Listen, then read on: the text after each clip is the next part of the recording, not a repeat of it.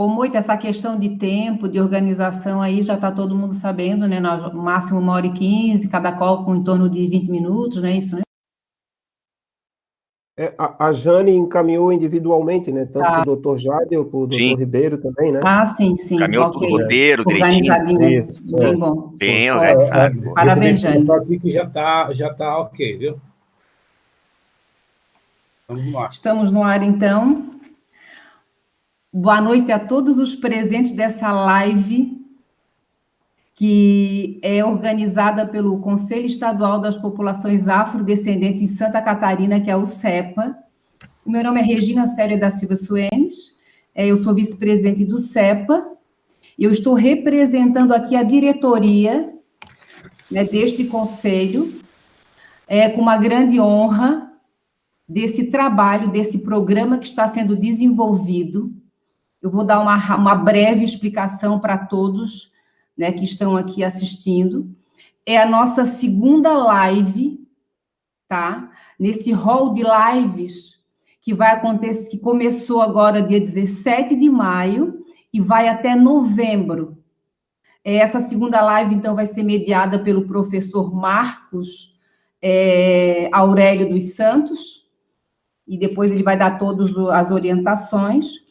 Eu só queria dizer que é uma grande honra, porque essas lives acontecerão uma vez no mês, sempre nas segundas-feiras, sendo que no mês de novembro nós teremos 2 vezes no mês, por ser o mês da consciência negra.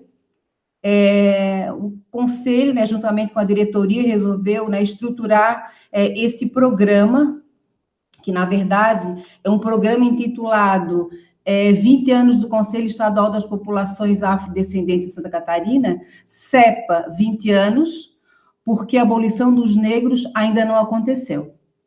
Então, é uma temática fundante, né, nesse colegiado que é o CEPA, né, de caráter permanente, com participação do governo e da sociedade civil, né, que tem a finalidade de promover, né, a igualdade, né, e políticas de desenvolvimento da defesa e garantia dos direitos da população negra em Santa Catarina. Importante dizer que esse programa, né, que foi estruturado, ele tem um objetivo, que eu vou estar dizendo para vocês, que é o objetivo de desenvolver estratégias, tá, que fomentem ações que garantam à população negra a efetivação da igualdade de oportunidades, né, e defesa dos direitos e combate ao racismo estrutural em Santa Catarina, que vem de encontro, né, com o objetivo e a finalidade deste conselho. Então, é com uma grande honra que eu faço a abertura dessa segunda live desse programa e passo a palavra, né, para o Marcos dos Santos, né, e agradecendo já a todos que estão aqui e os palestrantes também. Obrigada. Obrigado, Regina. Boa noite, Regina, pelas palavras de abertura da nossa live, que vai falar um pouco sobre justiça e cidadania, nesta programação comemorativa dos 20 anos do Conselho Estadual das Populações Afrodescendentes daqui de Santa Catarina, uma conquista dos negros, das negras, dos movimentos sociais, dos movimentos populares, e principalmente do movimento negro de Santa Catarina. Então, são 20 anos aqui na frente, na vanguarda, na existência, na resistência, e lutando pelas populações e na implementação das políticas públicas para as populações afrodescendentes aqui do nosso estado de Santa Catarina. E conosco hoje nós vamos ter 2 figuras muito bem conhecidas no mundo do direito, ele que dispensa qualquer tipo de comentário, Dr. Jádeo. Seja muito bem-vindo, Dr. Jádeo. Dr. Jádeo, que é promotor de justiça da coordenadoria do Centro de Apoio Criminal e da Segurança Pública do Ministério Público de Santa Catarina. Doutor pela nossa Universidade de Navarra, na Espanha. É isso, né, doutor Jádeo? Seja bem-vindo. O senhor está entre parceiros, desde já agradecer pela sua presença. E também para estar comentando um pouco e falando, ele que foi presidente também do CEPA, nós vamos ter Ribeiro, que já foi presidente do CEPA por 2 mandatos, é isso, né, Ribeiro? E o Ribeiro sempre foi o propulsor e na sua briga e na luta com igualdade racial dentro da UAB. Hoje o Ribeiro está à frente dessa coordenadoria e tenho certeza que vem desempenhando um belo papel. O Ribeiro também, quando esteve no CEPA, buscou a criação do GT, que discute políticas públicas, Sistema de Justiça de Santa Catarina, né? E ele hoje, né, como eu já falei anteriormente, é presidente da Igualdade Racial da UAB na 28ª subsecção e é membro da Nova Frente Negra, a qual nós fizemos parte aqui no estado de Santa Catarina. Então, o nosso formato hoje, desta nossa programação, dizendo que o CEPA, nesses 20 anos, abolição dos negros e das negras, aqui ainda não aconteceu? Então, nós vamos estar fazendo 2 blocos, 2 falas de 20 minutos para o doutor Jádel, 20 minutos para o doutor José Ribeiro, e depois os 2 retornam para fazer as suas considerações finais entre 10 e 15 minutos. Podemos ficar assim, doutor Jádel? Assim, doutor José Ribeiro? E passando a fala para o doutor Jádel. Fico à vontade, doutor Jádel. Muito boa noite a todas e a todos que nos assistem. Quero cumprimentar também, inicialmente, o professor Marcos Aurélio dos Santos. Prazer conhecê-lo, professor. Cumprimentar também o doutor José Ribeiro, cumprimentar a professora Jane, professora Regina, dizer que na verdade, um privilégio ter recebido essa distinção de poder participar dessa live. Agora fiquei sabendo ainda que é a 2ª live que é realizada e tenho a honra, o prazer, o privilégio de poder participar de uma live tendo por tema algo tão importante, tão fundamental para não só Santa Catarina, para o Brasil, para toda a população negra, para toda a população que tem, vamos dizer assim, um fundo minimamente humanizante, né? Eu não poderia deixar de fazer também uma homenagem inicial por alguém que eu tenho uma grande admiração, já disse a ele pessoalmente, e vou aqui repetir, que foi quem me estendeu esse convite, que foi o professor Márcio de Souza. O professor Márcio de Souza, sabe, professor Marcos Aurélio, eu o acompanho há muito tempo, sem que ele saiba, evidentemente, eu já o conheço há muito tempo. Ele não faz a menor ideia, nós nos conhecemos há pouco tempo em razão de um tema que ele nos encaminhou, eu participei da reunião, uma reunião que foi provocada por ele, e disse isso a ele, assim, né? E é uma trajetória fantástica, sempre o acompanhei, assim, e tenho uma grande admiração pelo professor Márcio de Souza, pela sua condição de pensador, por suas pautas, pela defesa que tem sempre feito por toda a sua trajetória, por toda a sua história, e sempre feito de forma muito qualificada e muito ética, né? Seja na política, seja no magistério.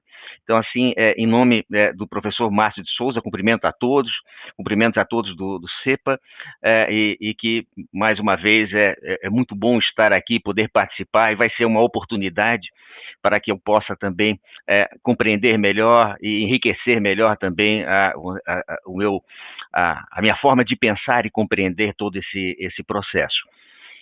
Eu falo aqui, amigos, em nome, claro, do Ministério Público, falo também em nome do NECRIM, que é o Núcleo Especial de Enfrentamento ao Racismo e a todas as formas de intolerância, que foi criado no finalzinho do ano passado, bem num instante assim, muito próximo de quando nós tivemos aquela reunião com o professor Márcio. Inclusive foi uma das motivações para a criação também do NECRIM, mas também uma motivação para que o Ministério Público de Santa Catarina desse esse passo fundamental e inicial na sua história. veja só, Marcos Aurélio e professor Ribeiro, eu precisei vivenciar 30 anos de Ministério Público para ver esse momento, de ver o Ministério Público através do NECRIM, que é coordenado por uma figura fantástica, um professor também, promotor de justiça, procurador de justiça, mais integrante da academia, que honra o Ministério Público de Santa Catarina, que é o professor Paulo de Tarso Brandão, que tem uma pauta muito progressista, muito interessante, e que tem conduzido o NECRIM de forma sempre muito, muito qualificada.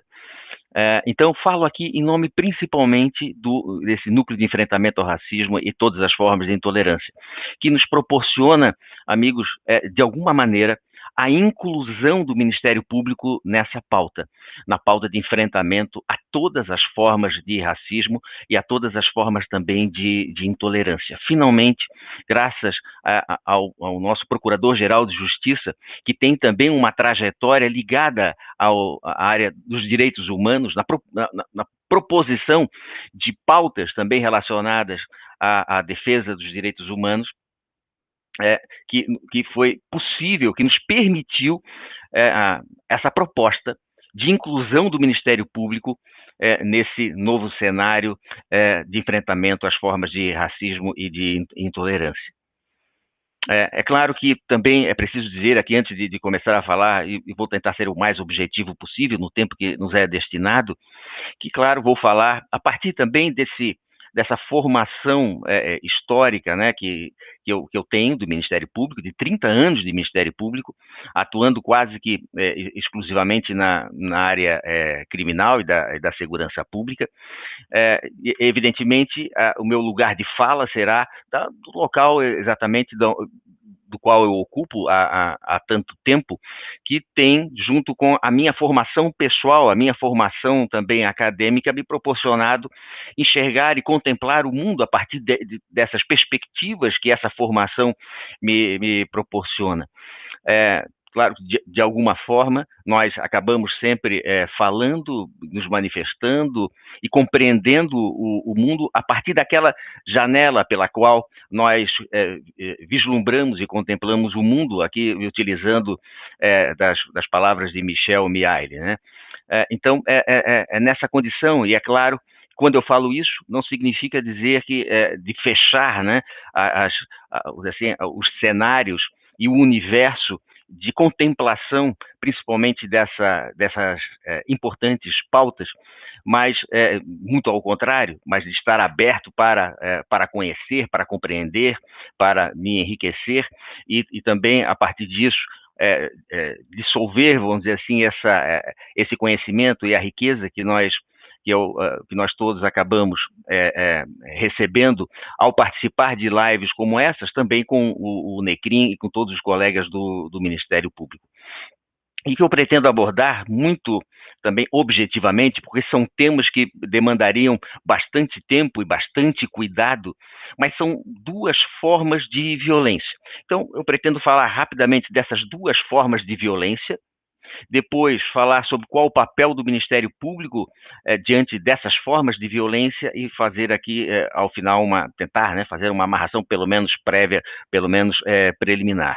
Quais são essas duas formas de violência que eu vou abordar aqui e que tem uma relação e uma preocupação também, além de outras formas, também pelo Ministério Público e pelo NECRIM, que seria a letalidade policial, a intervenção, a abordagem policial no estado de Santa Catarina, que tem gerado um crescimento vertiginoso de letalidade, e também a criação e a ampliação de células neonazistas no sul do país e, sobretudo, em Santa Catarina. Começo falando sobre a intervenção policial e as formas pelas quais essa intervenção tem gerado uma letalidade bastante crescente em Santa Catarina. Eu, para essa live, fiz até uma rápida pesquisa e me baseei no monitor da violência com dados de 2020, em que se constata ali dados muito preocupantes.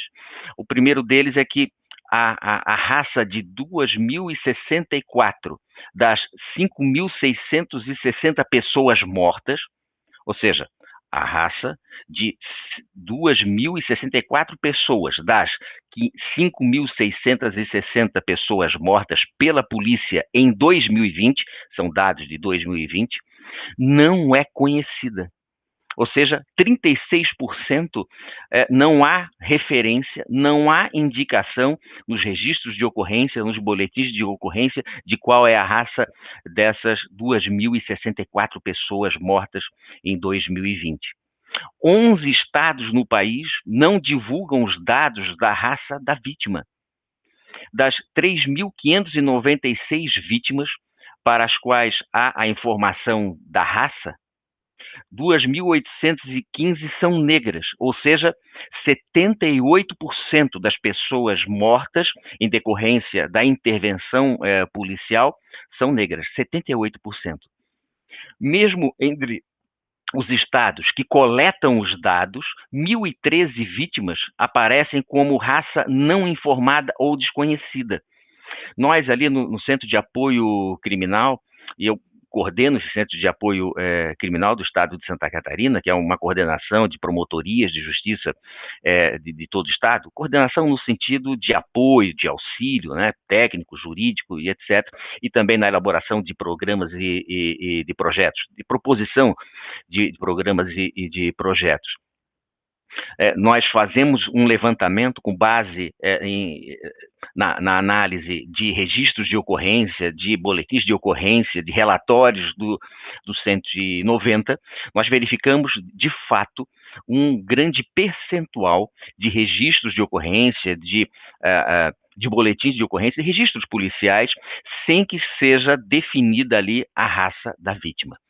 Esses são dados muito preocupantes, sobretudo porque eles, de alguma forma, revelam vamos dizer assim, um perfil de Estado. O que é interessante é que, muitas vezes, nós temos a noção, eu falo por mim, falo pela forma como eu contemplo as minhas relações, sejam profissionais, sejam pessoais, que a noção de democracia ou de Estado democrático de direito é muito limitada. Se tem a noção de que democracia, basta para se falar em democracia a existência das estruturas formais de Estado, como executivo, legislativo e judiciário, ou seja, uma democracia formal. Mas a forma como o Estado interfere nos conflitos ou nas relações entre os indivíduos bem revela se nós estamos vivendo num Estado democrático ou não. Figueiredo Dias, um autor espanhol, e aqui eu faço a leitura de um trechinho que eu utilizei até no meu livro, Anatomia Acusatória. Figueiredo Dias, eu vou aproveitar esse trecho, né, para contextualizá-lo também nessa minha fala, diz assim: diga-me como tratas o acusado e eu te direi o processo penal que tens e o Estado que o instituiu. Ou seja, é justamente nesse processo de relação entre Estado e indivíduo, ou melhor, entre autoridade e liberdade, que reflete o modelo que temos. Não é isso? Então, a forma de intervenção do Estado na relação entre as pessoas, na relação entre os indivíduos, e a forma que possa refletir a discriminação dessa interferência, bem revela de forma concreta, efetiva, material, que não estamos vivenciando num Estado pleno de democracia. Um outro estudioso chamado David Lane, que estudou muito a atuação da polícia, a finalidade da polícia, para que serve, né, a polícia, principalmente a polícia militarizada, ele vai dizer que a finalidade, o papel da polícia é a defesa dos direitos do indivíduo, defesa de direitos individuais e coletivos, né? Foi assim que ele manifesta em sua obra. E o interessante é que o papel da polícia é a defesa de direitos fundamentais, a defesa de direitos fundamentais individuais e coletivos. E para isso, ele precisa, ao interferir, ao abordar, manifestar essa forma democrática, e essa forma democrática é de respeito ao cidadão, à igualdade entre todos, respeito às liberdades individuais, né? Então, a forma como ele interfere bem revela o tipo de Estado que vivenciamos, revela se de fato estamos diante de um Estado democrático de direito ou não. David Lane, ele vai um pouquinho mais adiante, ele faz uma leitura interessante para dizer que nos Estados democráticos existe aquela situação em que o indivíduo, qualquer indivíduo que esteja sofrendo alguma ameaça, algum risco ou alguma violência, ele pode acionar diretamente o Estado. E esse Estado, então, se faz presente, essa é a imagem construída por David Lane, ele se faz presente na forma de um agente uniformizado, que tem a finalidade justamente de proteção desse direito individual e do direito, evidentemente, coletivo. Vejam que o Estado ele se apresenta na defesa do cidadão, mas demandado pelo próprio cidadão e não pelo próprio Estado. É o Estado servindo ao cidadão. No entanto, é preciso que se tenha a exata noção de como essa intervenção se dá, de como ela se manifesta, e essa manifestação e essa intervenção reflete o tipo de Estado que nós vivemos. Aqui é apenas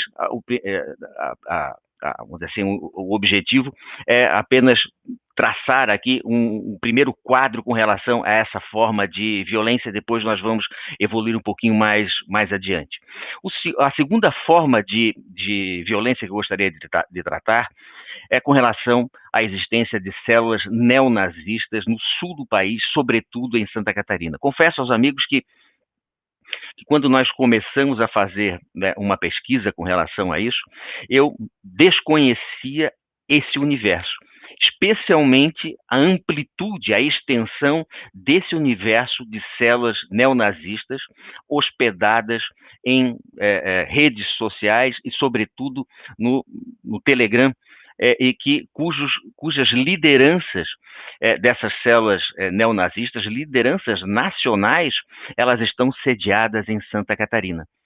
O sul do país, evidentemente, de acordo com essa pesquisa, que foi feita pela professora Adriana Dias, ela que nos passou essa pesquisa. A professora Adriana Dias é uma conhecida antropóloga que se dedica justamente a essas manifestações de ódio, essas formas de discriminação, sobretudo de conteúdo nazista, de conteúdo racista, que já esteve ali no NECRIM, nos brindou com uma palestra muito interessante e nos repassou esses dados. Em Santa Catarina, segundo a professora Adriana Dias e essa pesquisa, houve um aumento em 118% de células neonazistas em relação a 2019. Ou seja, de 2019 para o atual momento, em 2021, houve um crescimento de 118%.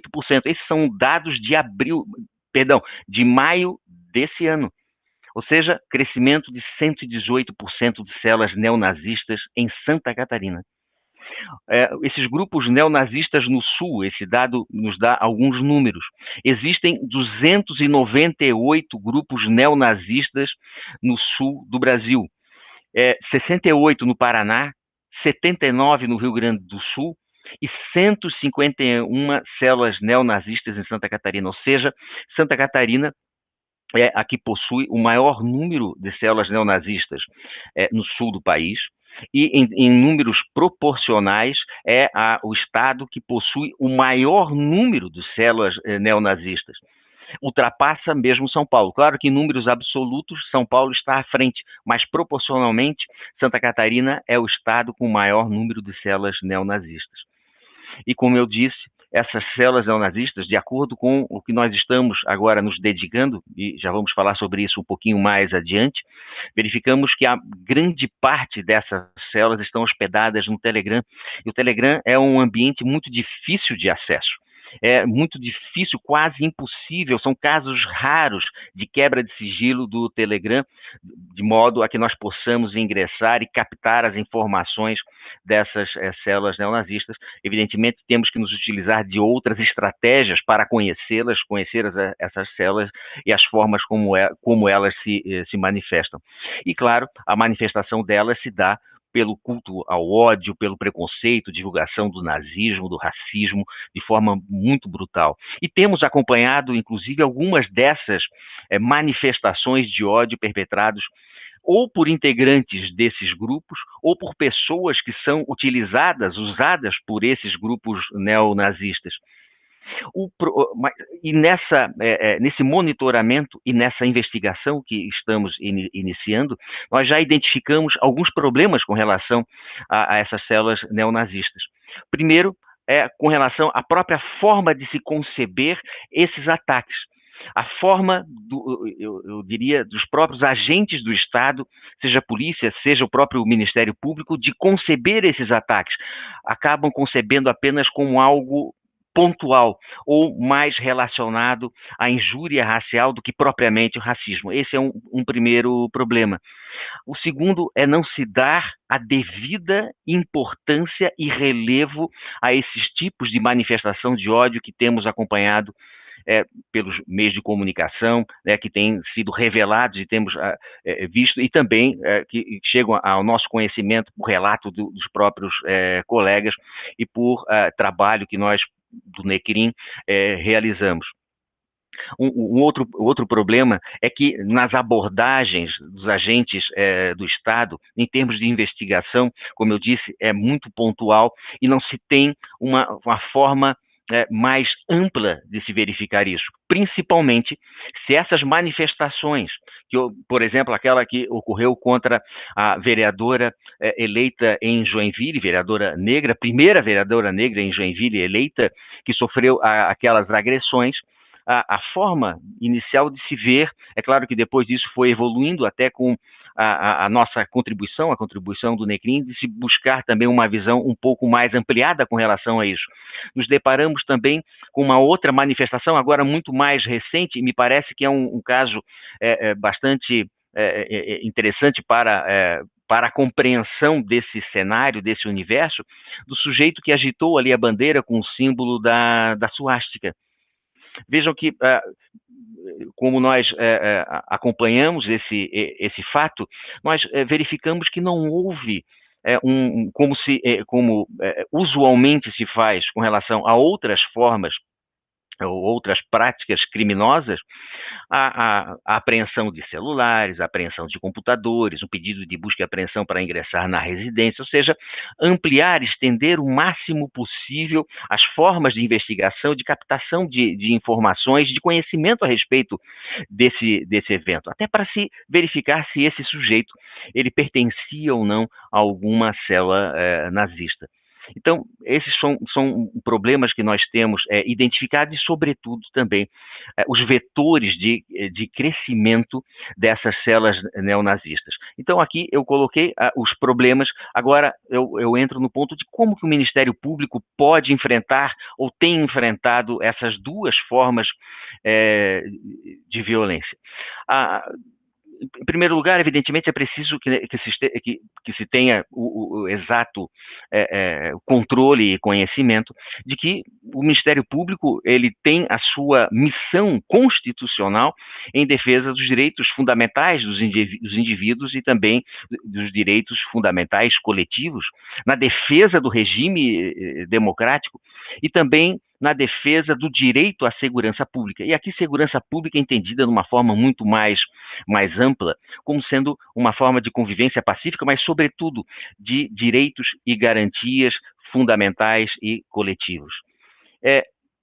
E o que é interessante também é que, no exercício dessas missões constitucionais, o Ministério Público também exerce uma outra diretamente conectada a essas missões, que é justamente o de controle externo da atividade policial, que tem, por sua vez, vínculo direto com o próprio exercício da segurança pública.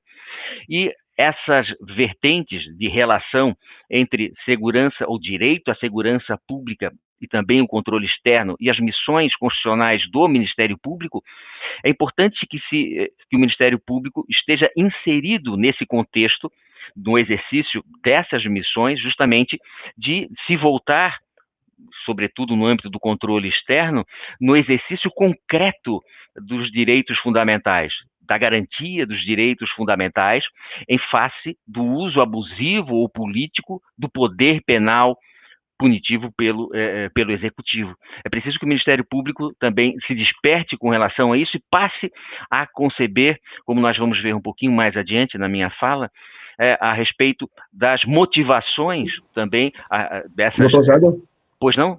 Eu vou lhe interromper, mas poderia ter mais 3 minutinhos para concluir esse primeiro bloco? Perfeito. Já vou encerrar aqui, professor. Obrigado. Encaminhando, então, para essa parte final, é preciso que, além dessa concepção de controle externo, e eu encaminho aqui para a conclusão dessa primeira parte, dessa forma de se conceber e de se acompanhar, monitorar e de ter uma atuação mais próxima à polícia, até para que se compreenda que a intervenção policial deve ser no sentido da defesa do direito do cidadão, em respeito à igualdade entre todos, o que é mais importante como papel do Ministério Público, e esse é o papel do NECRIM, que é justamente uma questão de postura, uma forma de compreender esse processo, de compreender a origem e motivação dessas formas de violência. E conforme e nós temos acompanhado também o professor Silvio Almeida, advogado, professor, filósofo e escritor, em que ele coloca as formas de racismo e a importância que todos nós compreendamos e identifiquemos, né, justamente essas formas de racismo. O racismo estrutural, o racismo institucional e o racismo de Estado. É preciso nós compreendermos isso. É preciso que o Ministério Público, e isso a proposta é que o NECRIM desperte o Ministério Público para esse momento de compreensão dessas manifestações de ódio e de violência, que entenda que o racismo não é algo lateral, que não é algo paralelo, mas que ele penetra nas estruturas e nas estruturas do Estado, nas estruturas sociais, nas próprias relações sociais. O racismo estrutural como parte, o componente do funcionamento dessas estruturas sociais, aqui como diz, eu faço referência aqui à fala do professor Silvio de Almeida. É preciso que essa forma de racismo estrutural, que acaba penetrando nas instituições, que acaba penetrando também nas relações sociais e na forma do Estado também se manifestar, seja identificado, seja compreendido pelo Ministério Público, e o Ministério Público seja também agente para romper com essa naturalização da violência.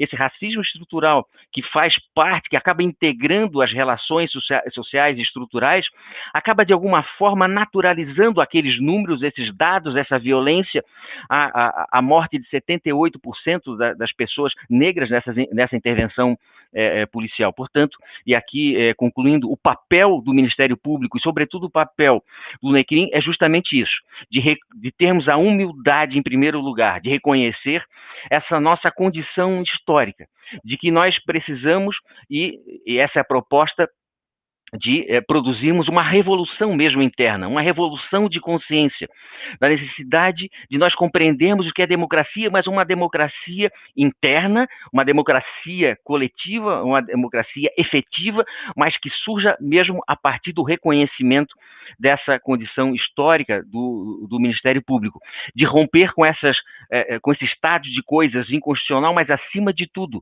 de romper com esse estado de coisa desumanizante, e que o Ministério Público tem o papel de interferir, de romper, como uma missão constitucional, como uma missão do qual o Ministério Público é concebido e que faz parte da sua vocação. Era isso, obrigado, e desculpe se eu passei um pouco do tempo, professor. Não, tranquilo, sua bela fala nos faria ficar aqui por mais 2 horas lhe ouvindo. É sempre um prazer, uma honra em ouvir o doutor Jadon da Silva, que traz os problemas de racismo enfrentado nesse estado de Santa Catarina.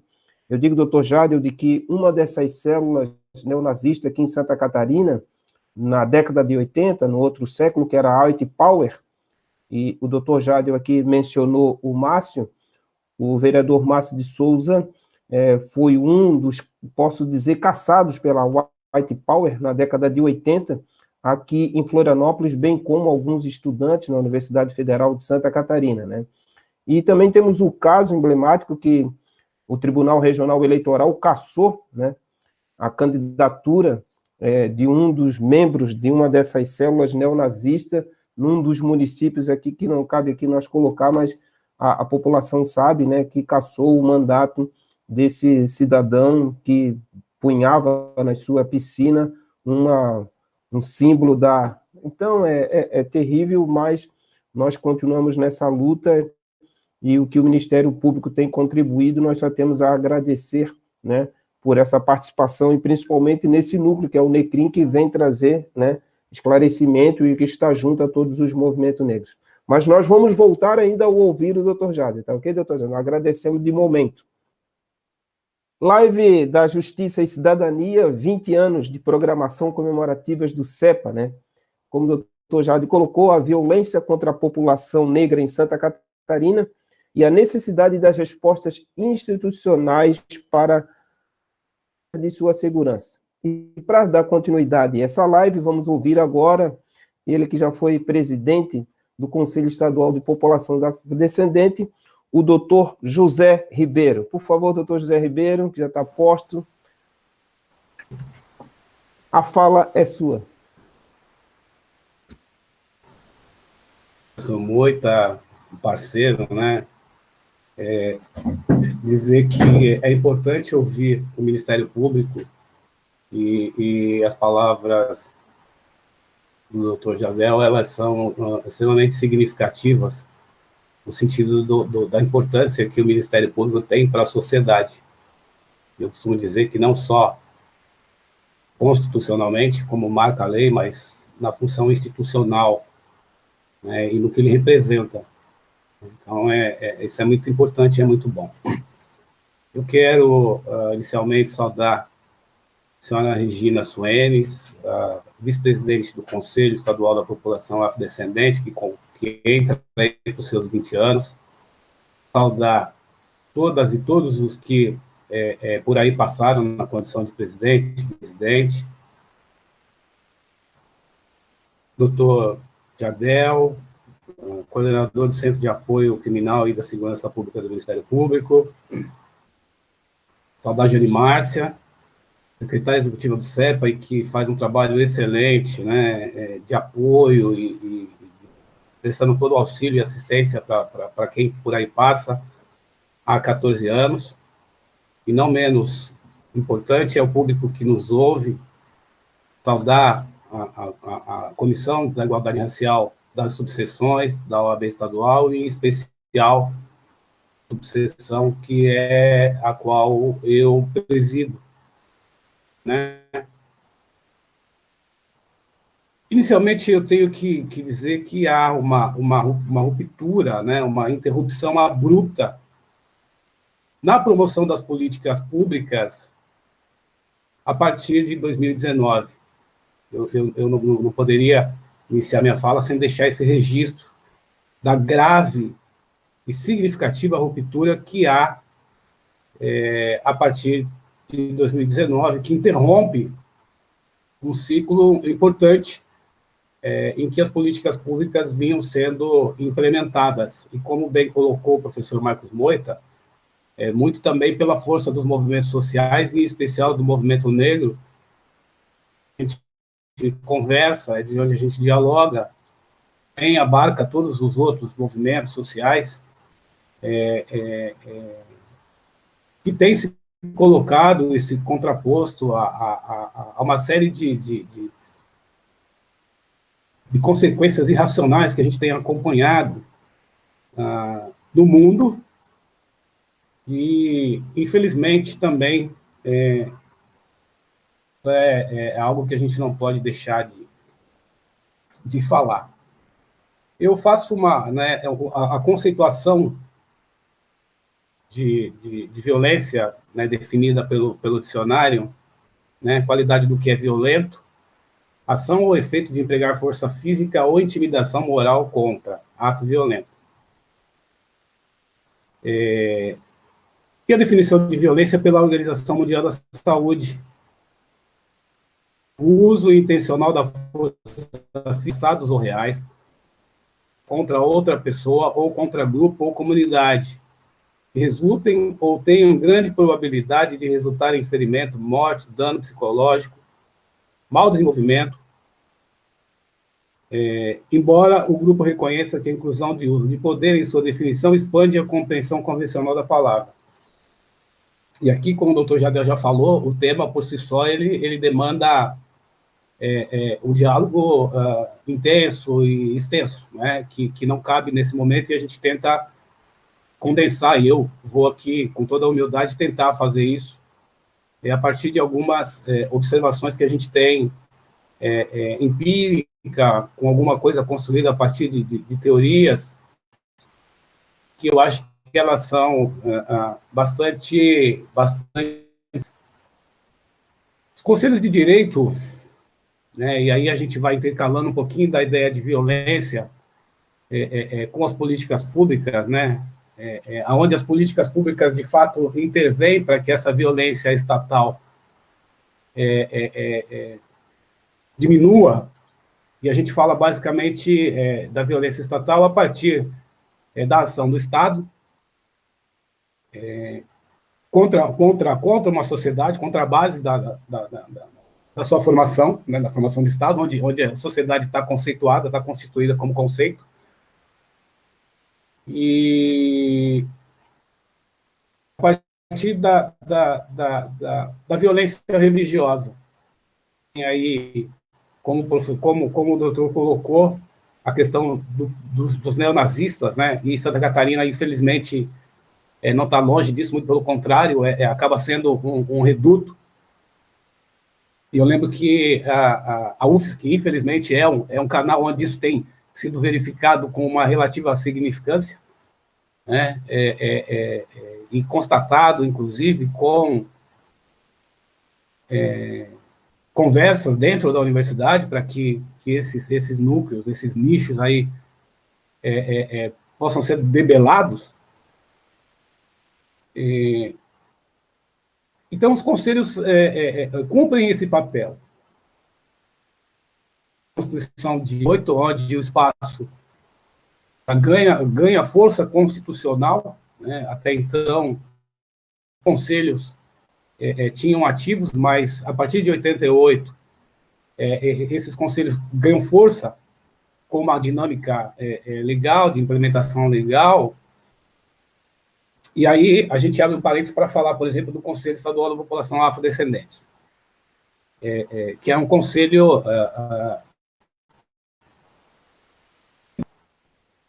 ele é invisível porque não se nota. Né? Eu estava brincando aqui, pensando que é como se fosse o Gasparzinho, né? Não aparece. E se você conseguir jogar alguma coisa que desenhe, delinear o Gasparzinho, ele vai ser invisibilizado. Ele duas vezes passa.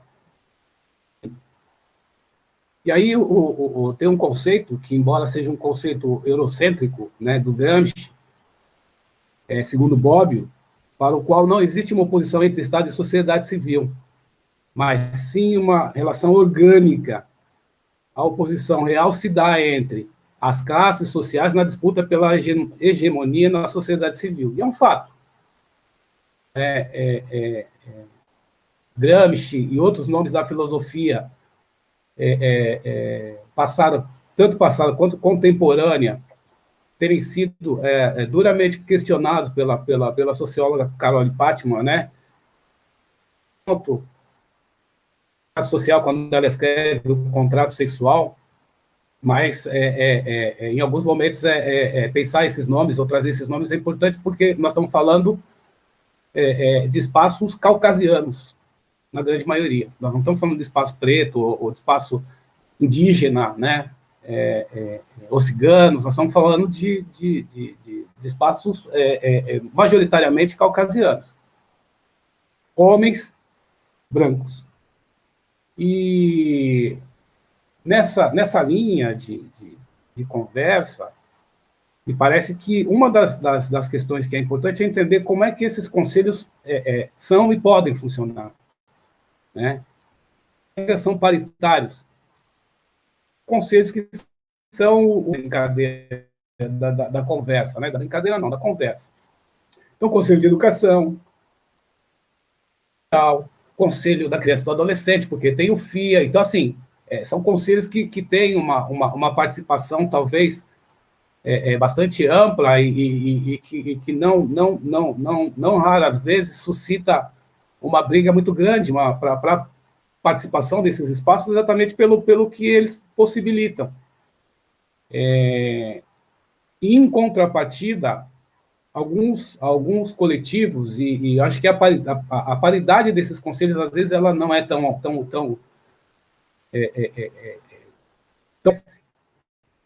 porque essa paridade, às vezes, ela encontra,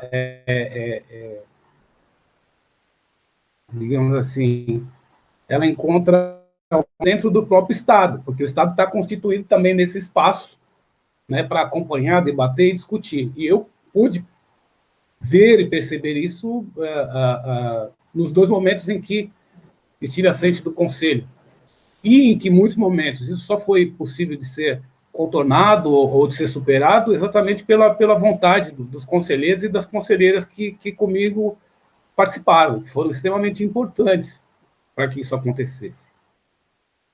Então, a questão da violência, essa questão da violência estatal, ela se dá de várias formas, né? E a violência, de uma forma geral, por isso que o tema violência ele é um tema amplo e que merece uma discussão que ela se daria em série. Não cabe no momento que vai aí conversando um pouco e tentando dialogar sobre. E as violências interpessoais, né, aquelas violências constituídas na família, né, da violência contra a criança e adolescente, contra a mulher, né, e contra vários grupos, e eu faço aqui 2 referências básicas. Coisa de uma semana, nós tivemos um exemplo daqueles deprimentes, que é o de um jovem, de um homem, que manifesta a sua sexualidade de forma que não é o convencional que a sociedade quer, uma sociedade machista quer, e aí a sociedade o violenta, né, a ponto de mandá-lo de UTI em estado grave. À noite, nós vimos aí a posição do presidente da CBF, no ato violento, né, sempre escondido, né, de violentar a intimidade, a identidade e a essência do ser humano na figura de uma mulher, que foi o que ele fez ao constrangê-la sem o menor pudor na tentativa de violação.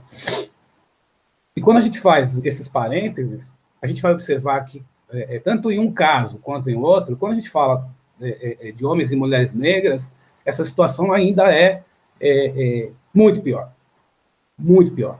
Sem a menor sombra de dúvidas, ela é muito pior. Nesse sentido, é que eu acho que a dimensão dos conselhos essa violência estatal, como o senhor bem colocou, os altos índices de violência da polícia do Estado de Santa Catarina, e aí eu acho que nós vamos ter a compreensão de que não é só criminalizar o policial. Eu tenho muito respeito pela Polícia Militar, mas eu não concordo com muita coisa que eles fazem. Ou não concordo com muita coisa que alguns poucos fazem. Não é? Eu entendo que não é a corporação toda. Mas, infelizmente, querendo ou não, há elementos dentro da Polícia Militar que estão totalmente fora, apartados da realidade social. A partida, me parece que não há, e aí a gente vê a questão da violência recortando essas temáticas, a gente não consegue perceber uma reação efetiva e positiva superiores, por mais que um ou outro ajam, e eu quero aqui ativa ao Ministério Público de Santa Catarina e ao Poder Judiciário de Santa Catarina, porque de 4 ou 5 anos para cá tem tido uma aproximação com os movimentos sociais, como o senhor bem colocou, como o professor Moita colocou, da importância do debate, da importância de entender o que é o Ministério Público, a função do Ministério Público de dialogar com a sociedade. E vou além, de cuidar e zelar, que é a função constitucional pela sociedade. Mas isso ainda, me parece, que está um pouco distante do que nós, de fato, queremos e precisamos. Nós precisamos mesmo ter homens em espaços também, e não é com a perspectiva de se reverter processos, né, na subjugação de raça, do conceito mal formulado de raça, né, porque o professor Kabengele Munanga fala muito bem sobre o conceito de raça, que é cunhado ali pelo final do século XVIII, com a necessidade de delimitar, né, que a ciência branca, que a ciência caucasiana delimita para estimular e dizer quem é que é melhor, quem está em condições de mandar e quem está em condições de ser mandado.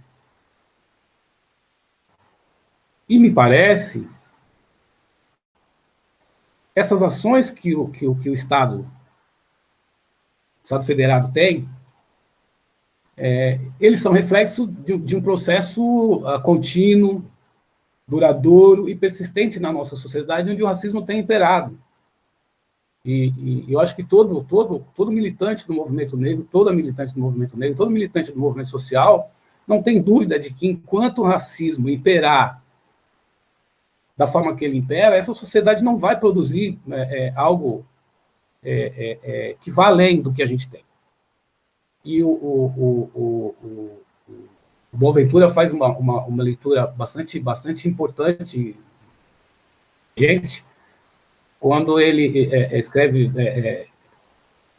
Redemocratizar a Democracia, e ele faz um paralelo da facilidade que a gente tem para fazer com que os bens e as mercadorias circulam, a dificuldade que a gente tem, e da dificuldade que a gente tem para falar numa sociedade que possa circular nesse mundo, né, e nesse mundo capital que a gente tem.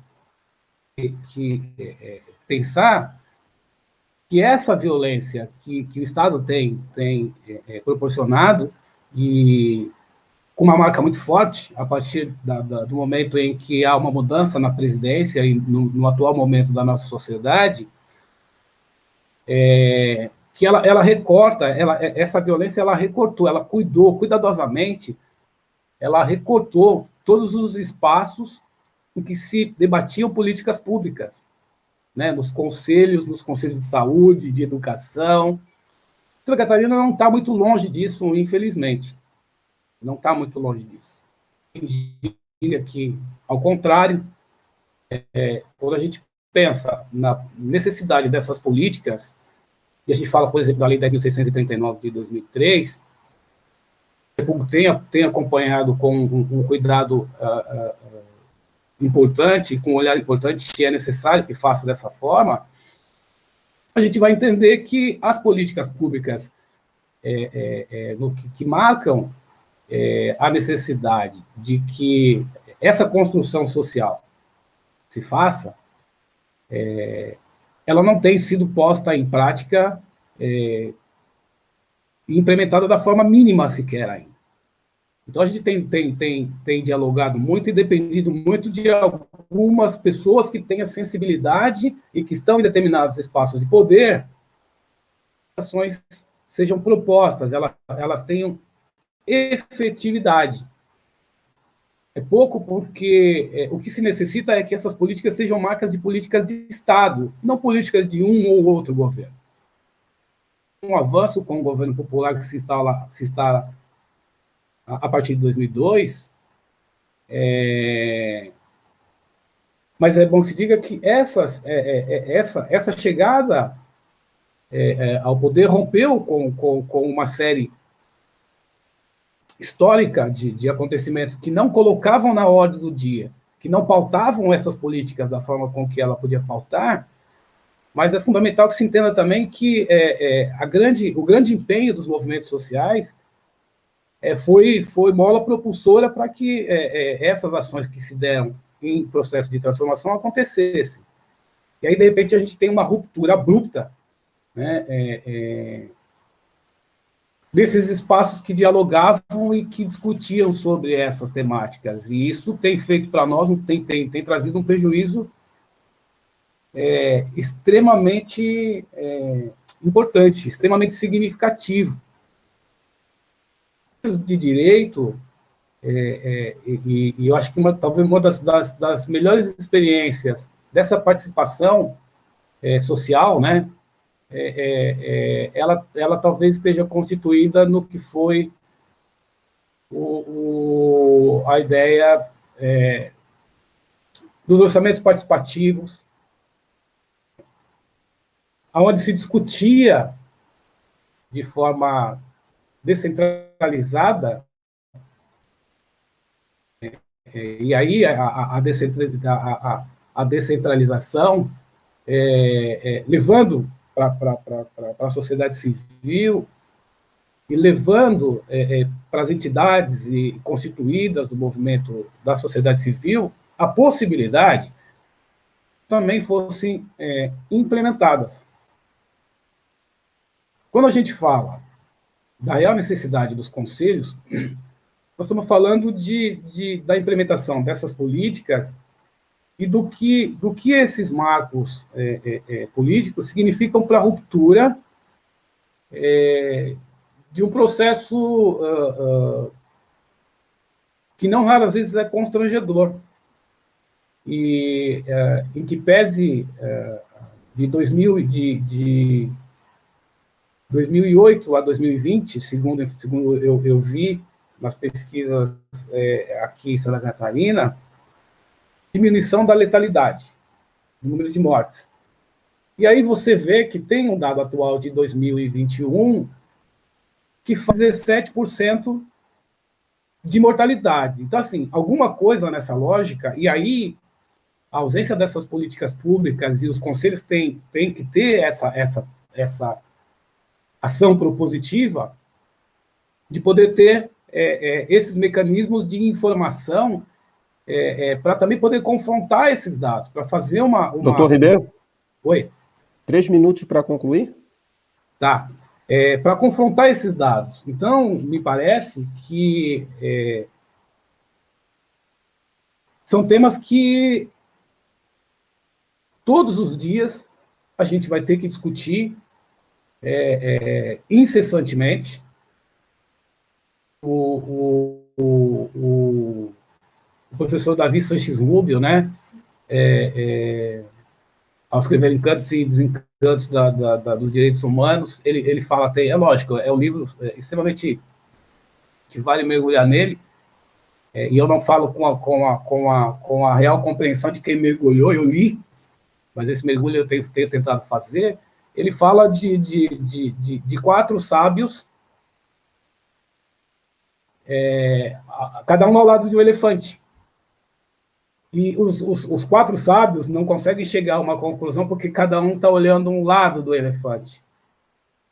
E essa impossibilidade de conclusão implica na não efetivação, trazendo para o nosso momento, na não efetivação das políticas públicas. A gente precisa ressignificar, é exatamente isso que a gente precisa construir. Qual é o caminho e o formato? Mas isso tem que ser feito consensualmente. Em que pese, volto a dizer, no atual momento, me parece que não se quer, e não se quer não é por qualquer outra coisa que não seja proposital, que não seja com o fim específico de não propiciar à sociedade informação, conhecimento, entendimento, assim que pequenos grupos, e como são os grupos neonazistas, né, são assim que esses grupos criam suas cascas de proteção, né, falando, usando o mecanismo de rede de conversa no WhatsApp, disseminando ódio como se fosse algo normal, tem, às vezes, essa compreensão, acaba absorvendo isso e esse ódio, essa violência, e essa violência vai se repetindo, vai se reproduzindo em todos os... Eu acho que é um pouco isso que a gente precisa colocar na ordem do debate para dialogar sobre.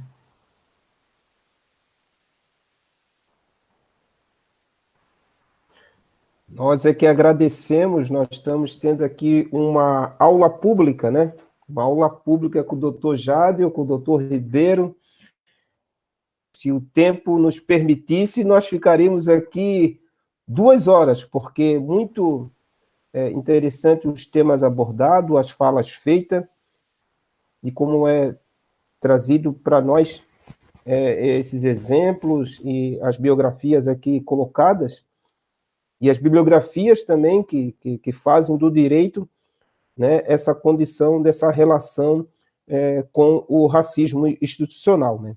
E além do racismo institucional, quando o doutor Jádio cita aqui o Silvio de Almeida, né, que fala do racismo estruturante, né, que é uma voz agora contemporânea, né, avançar, e para que possamos avançar, quando o doutor Jádio e quando também quando o doutor Ribeiro coloca desses crimes nas redes sociais, nós precisamos, e nós já temos a contribuição do Ministério Público, mas precisamos também dessas outras instituições para que nos dê resposta. Esse é o tema dessa nossa live de hoje, que é Justiça e Cidadania.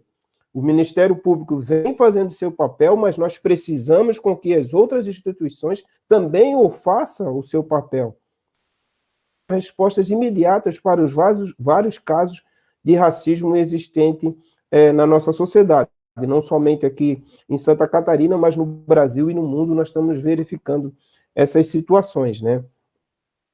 Para que nós possamos dar continuidade nesses 20 anos de CEPA, né? Essa live comemorativa, que muito tem aqui elucidado um pouco dessa condição de violência contra a população negra em Santa Catarina, dando de 5 a 7 minutos, doutor Jádio, de 5 a 7 minutos, e depois o doutor Ribeiro volta também com esse mesmo tempo para que nós possamos estar fechando essa belíssima noite de hoje com o doutor Jádio e com o doutor Ribeiro. Podemos ficar assim, doutor Jádio? Fica à vontade, então, para as suas considerações finais. Obrigado, amigo. Vou ser bem objetivo. Primeiro, agradecer ao doutor Ribeiro pela aula, assim, né? Foi um momento, por isso que eu digo, foi um momento de privilégio, e eu concordo, professor Ribeiro, doutor Ribeiro, com tudo que o senhor falou, desde o início da sua fala ao final, assim, eu comungo exatamente disso, e nós estamos trabalhando no Ministério Público para chegar vamos dizer assim, a esses pilares, né, da sua fala. E eu quero agradecer também pela gentileza do senhor, assim, né, pela forma como se refere ao Ministério Público, porque eu estou há 30 anos no Ministério Público. Eu conheço bem essa instituição. E nós estamos tendo, e aqui eu quero, né, para encerrar a minha fala, tentar apresentar aos amigos, assim, que nós estamos num novo tempo. Eu posso lhes assegurar, eu digo isso com a certeza de uma trajetória de Ministério Público, assim.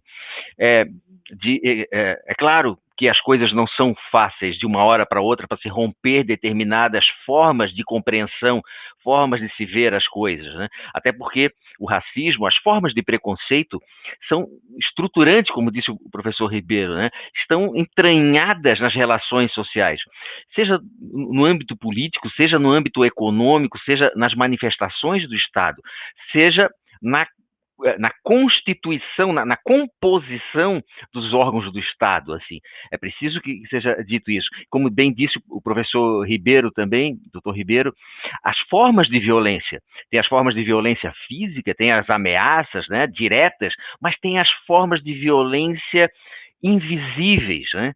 Vamos dizer assim, a forma como ela se estrutura, se enraiza, né, cresce e interfere, contamina, né, influencia pessoas, órgãos, instituições. Então, o que eu quero colocar para os amigos, assim, eu espero poder, né, um outro momento, retornar a conversar com os amigos e a gente está lá aberto mesmo, porque talvez uma das principais coisas, e como disse bem no início o doutor Ribeiro, que é uma forma do Ministério Público também se abrir. Nós estávamos fechados durante muito tempo, né? Só trabalhando ali aquelas questões, o doutor Ribeiro sabe bem isso. O doutor Ribeiro é muito gentil, assim, mas a gente, trabalhando nas questões ali, mais no âmbito punitivista, no âmbito penal e tudo mais, mas sem coisas do porquê de compreender isso, e não só compreender, mas se posicionar e romper com isso. Essa é a proposta ali do núcleo do qual eu simplesmente sou um integrante, assim, né? Mas tenho muito, muito orgulho de fazer parte dele, muito orgulho de ser liderado pelo Dr. Paulo de Tarso Brandão, que não sei se os amigos conhecem, professor da Universidade Federal, formado na Universidade Federal, como eu também fui, mas uma pessoa realmente fantástica, e os integrantes também do grupo ali são pessoas especiais, e estamos comprometidos em dar essa nova cara, essa nova versão, essa abertura do Ministério Público, e eu tenho percebido que também a gente, com o tempo, né, doutor Ribeiro, professor Marcos, assim, de forma gradual, como se fosse um perfume, eu diria assim, né, que vai penetrando, a pessoa não vê, mas vai percebendo, vai seduzindo e talvez, né, vai incorporando determinadas condutas, comportamentos e alterando rotas de forma democrática, de forma tranquila, né, também a maneira das instituições de perceberem o mundo e se posicionarem a partir dessa nova visão. Concordo com o professor Ribeiro, e aqui eu encerro, sabe, professor Marcos, não quero ultrapassar meu tempo, me perdoe. Eu concordo com o professor Ribeiro também do quanto, a partir de 2019, um ambiente de ódio, de argumentos, de manifestações de ódio invadiram o nosso cotidiano, assim. As nossas relações, até nas redes sociais, as relações entre nós, as relações entre as pessoas e as relações entre Estado e indivíduo. Muitas vezes não percebemos, porque às vezes nos aliamos apenas a algumas palavras, né, a retórica, mas não percebemos a maneira como algumas coisas se manifestam, como essas formas de violência que eu fiz referência, as outras formas de violência invisíveis, que é da própria exclusão do âmbito da educação, né, das escolas, das instituições, das formas de manifestação de poder, né? Então, essas também são formas de violência, e nós estamos bem atentos a isso, amigos, assim, podem ficar certos disso.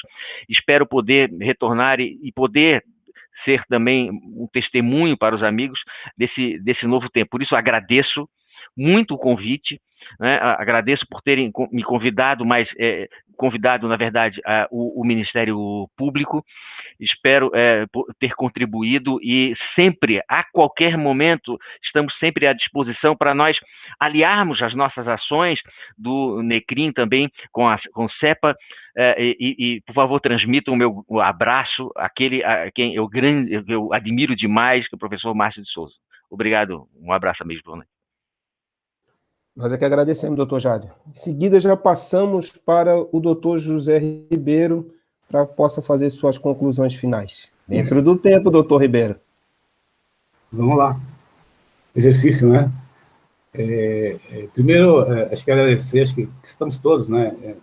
Parabéns, e eu falo a partir do Conselho, pelo que tem proporcionado, eu pude ter experiência, né? E saber que não é fácil. A gente fala da violência do Estado, e essa violência está marcada, ela está pulverizada em todos os segmentos. Então, não é fácil falar sobre determinados temas, mas nos cabe, pelo menos, né, semear alguma coisa e colocando aí né, e eu acho que é um pouco daquela ideia de tirar as pessoas do espaço de conforto, né? Eu acho que é fundamental. E, nesse sentido, eu quero novamente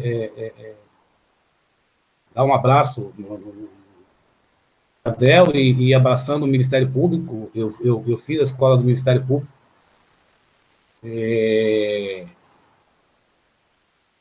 E eu acho que aí tem algumas questões que elas são importantes, né? Então, assim, por que, por exemplo, cobrar tanto do Ministério Público? Além de tudo que eu falei, e vou aqui dar uma informação que talvez o senhor não saiba, mas ela é uma informação verídica, né? E que nos movimentou, né? Ao dar a informação, a gente fala com muito respeito do Ministério Público, porque eu tenho, de fato, um respeito e uma admiração muito grande pelo Ministério Público. Um pouco antes da gente propor a criação do GT, que está constituído o Ministério Público, Defensoria, OAB, Tribunal de Justiça e Conselho, nós recebemos de uma defensora, uma amiga nossa, a seguinte fala de um promotor no Tribunal do Júri. Então, em determinado momento, está registrado, né? Em determinado momento, ele fala assim, precisamos ter cuidado, pois... E a pessoa né, em preto. E isso me deixou bastante entristecido, e a partir daí a gente buscou dialogar, e naquele momento com o doutor Lio foi fantástico, nos recebeu, abriu espaço, não, vamos conversar sobre isso, a gente tem, de fato, a intenção de que o Ministério Público possa dialogar mais, possa estar mais próximo. E isso foi assim, uma marca extremamente importante. Da mesma forma com o Poder Judiciário. E quando eu disse lá atrás que é importante que a gente tenha, e por hora, é fundamental que se entenda que por hora nós temos vocês como de diálogo dentro dessas instituições. Da mesma forma, eu cito Fernando e doutor Alexandre Takashima, que no Poder Judiciário, né, na magistratura, que abriram, né, entenderam a importância desse diálogo, já têm uma sensibilidade. São pessoas com essa sensibilidade para quê? Porque nós não vamos conseguir bater na porta e entrar, se não for através de um caminho interno, de alguém sensibilizado com as temáticas e que nos coloque para dialogar nesses espaços. Né? Então, isso é fundamental. Eu fiquei feliz, a gente está lá no GT com um juiz negro, eu esqueci o nome dele, vou pedir desculpa por não citar o nome, conhece como um homem negro na magistratura, no Ministério Público, se eu não me engano, nós temos acho que 2% em Santa Catarina, eu não lembro bem exatamente, mas os números são poucos. De cada 10 juízes, por exemplo, no país, 8 são brancos. Né? Então, assim, nós estamos falando em 56% de uma população preta e parda, e aí quando a gente olha para esses espaços de poder, que vem de uma construção histórica de espaço de poder, e por outro lado, de dominação em relação a grupos, né, a grupos étnicos, né,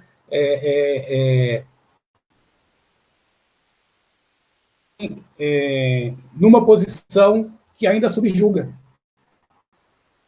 Precisa desconstruir isso. E o caminho para desconstruir é dessa forma, dialogando, que não cabe mais, né? A ideia da arma, ela não cabe mais. Muito pelo contrário, né? A gente tem visto aí ideias absurdas que em nada vão apresentar solução para os problemas que a gente vive, mas tem que ser esse caminho. De uma conversa intensa, às vezes uma conversa firme, uma conversa muito séria, muito forte, mas com a ideia de que a gente possa construir coletivamente, de que se ouça. Nós precisamos ter escuta. O negro na sociedade brasileira e as violências que são perpetradas de uma forma geral contra a sociedade, que aonde está o negro nas periferias, precisa ter escuta. Sem essa escuta de vocês, a gente não vai conseguir dialogar. Então, é fundamental essas conversas para a gente poder abrir esses espaços e encaminhar por aí. Eu encerro por aqui, agradecendo o Moita. O Moita é um parceiro, enfim, eu sou suspeito para falar do Moita, porque é um parceiro fundamental, né? Então, novamente, o Conselho, abraçar todos e todas que passaram por aí, porque sem eles, né?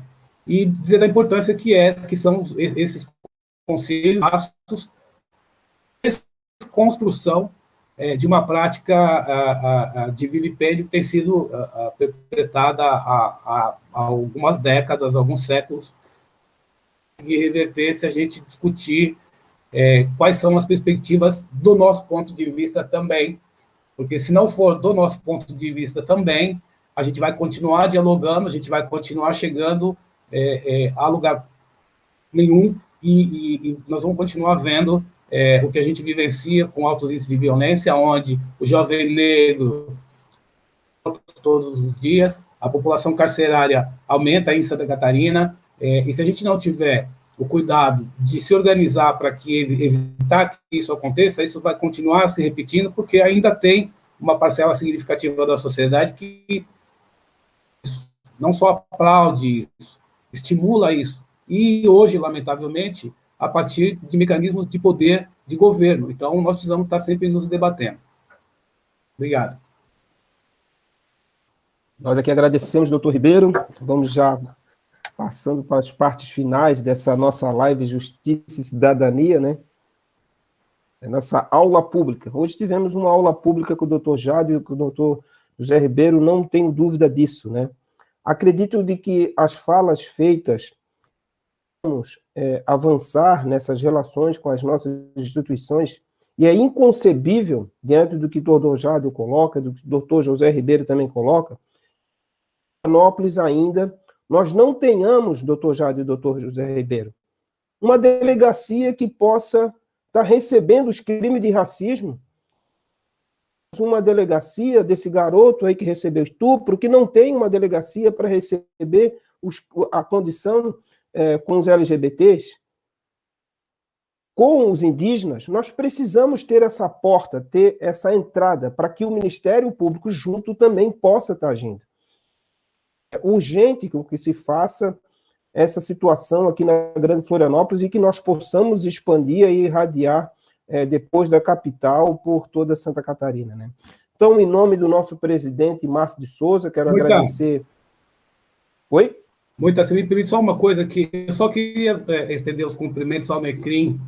A proposta do Necrim quero de fato que tenho certeza que já está acontecendo, eu tenho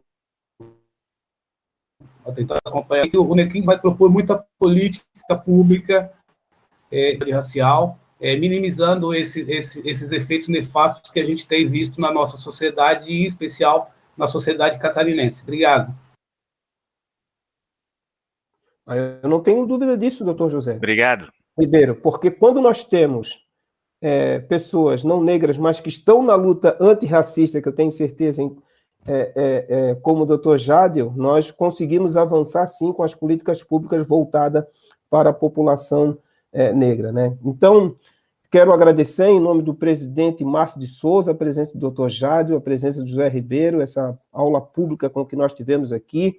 Quero agradecer a nossa secretária executiva, a Jane, de uma excelente organização, que trabalha nos bastidores, que não aparece aqui, mas que faz com que, nesses 20 anos do CEPA, nós possamos ter melhor visibilidade e que as coisas possam estar acontecendo, em nome da Regina, que fez essa abertura aqui também. Encerrando, que nesse momento que nós aí nos somos solidários e estamos sempre juntos, né, com essas mais de 460 mil mortes no Brasil,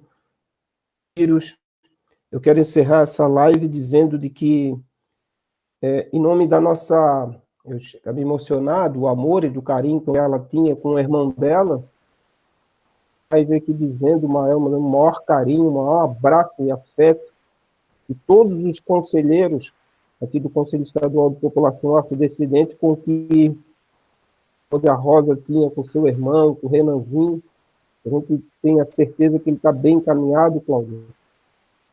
Essa live, em nome dele, em nome do Renan, eu acredito que o doutor Jádio, o doutor Ribeiro, manda todos os abraços fraternos para que possa Jesus e Deus estar te confortando o teu coração. O que nós fizemos aqui de justiça e cidadania, e tenhamos essa vacina para todos, né? Em nome do Renanzinho, nós encerramos essa live de Justiça e Cidadania na noite de hoje. Boa noite a todos.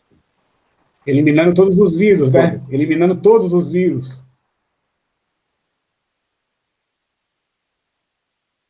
Boa noite, pessoal. Obrigado, hein?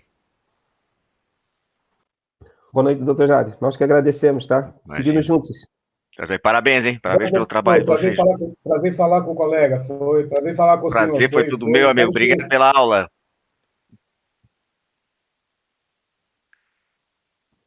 Fantástico. Um abraço. Acho que travou. Um abraço. O SESC e a gente possa se... Bom. Um abraço. É verdade. Pessoalmente. Um abraço.